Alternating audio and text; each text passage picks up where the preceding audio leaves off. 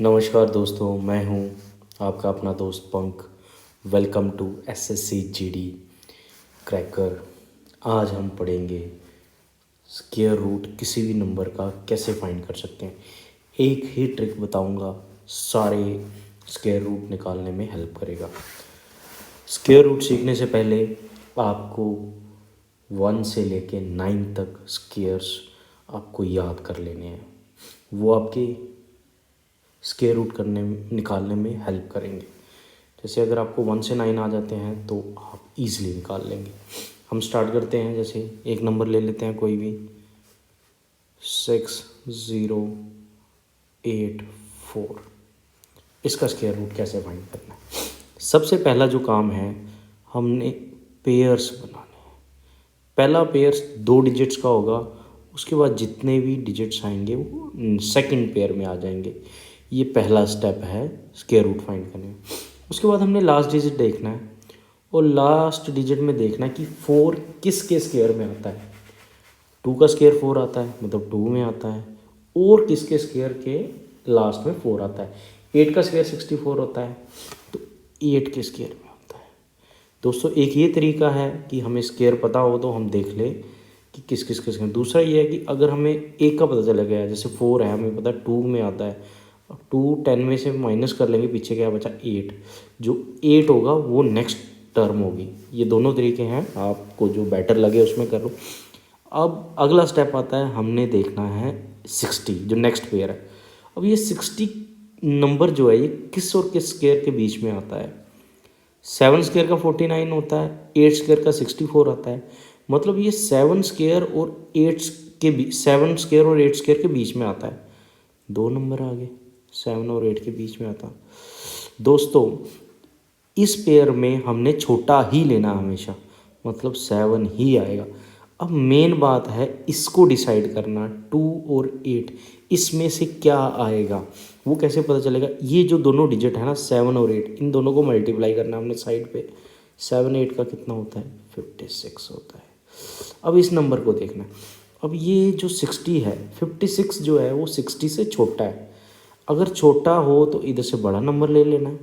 अगर यहाँ कुछ बड़ा नंबर होता है 64 65, फिर हमने इधर से छोटा ले लेना था, जैसे 72। दोस्तों, हमने सीखा स्क्वायर रूट कैसे, स्क्वायर रूट का कैसे नंबर निकालते हैं, बिल्कुल इजी स्टेप्स में। अभी हम एक दो और एग्जांपल करेंगे ताकि आपको ईजिली समझ आ जाए। एक एग्जांपल और करेंगे। नेक्स्ट एग्जांपल हम लेते हैं दोस्तों,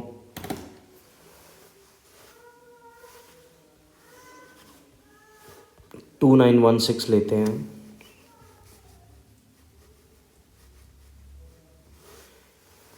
सेम प्रोसीजर है, 2 पेयर्स बनाएंगे, पहला पेयर दूसरा पेयर। अब 6 है, किसके स्क्वायर में आता है। 6 का 36 आता है, एक तो 6 आता है। 10 में से 6 निकालेंगे, पीछे कितना बचा 4 और 4 का स्क्वायर भी 16 आता है। ये दोनों डिजिट ऐसे हैं जिसके लास्ट में 6 आता है स्क्वायर करने के बाद। अब नेक्स्ट पेयर जो 29 है, 5 का 25 होता है, 6 का 36 होता है। 5 और 6 के बीच में आएगा ये 29, 5 और 6 के बीच में आएगा। देखो, यहाँ से तो डिसाइड हो गया कि 5 आना है, लेकिन 6 और 4 में क्या आना है ये कैसे पता चलेगा। हम इन दोनों डिजिट्स को मल्टीप्लाई करेंगे। 5 और 6 क्या होता है, 30। 30 क्या है, 29 से बड़ा है, 30 बड़ा है ना, तो इधर से हमने छोटा ले लेना है। इधर से छोटा नंबर क्या आएगा, 54। इस तरीके से दोस्तों हमने ये भी सीख लिया कि स्क्वायर कैसे फाइंड करना। एक और एग्जांपल लेते हैं ताकि आपको क्रिस्टल क्लियर हो जाए कि कैसे स्क्वायर रूट निकालते हैं किसी भी नंबर का। एक लास्ट एग्जांपल लेंगे, 3 डिजिट वाला केस भी लेंगे ताकि आपको और क्लैरिटी हो जाए।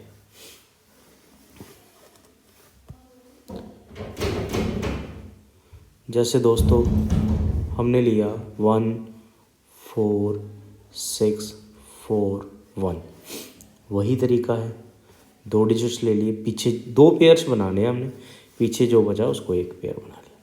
अब जैसे 1 है, 1 किस में आता है, 1 के स्क्वायर में आता है। वो 1 में 10 में से 1 निकालेंगे, पीछे 9, तो 9 का भी 81 होता है। अब 146 है। अब 146 किस दो नंबर के स्क्वायर्स के बीच में आता है? 12 का 144 होता है, 13 का 169 होता है, मतलब 12 और 13 के बीच में आता है। अब यहाँ से तो हमें पता चल गया 12 आएगा, लेकिन ये इन दोनों डिजिट्स में कौन सा आएगा ये कैसे पता चलेगा? हम इन दोनों को मल्टीप्लाई करेंगे, 12 मल्टीप्लाई 13 करेंगे, ये कितना आएगा? 13 2 26, 6 2 कैरी आ गया, 13 13, 13 2 15, 156 आ गया।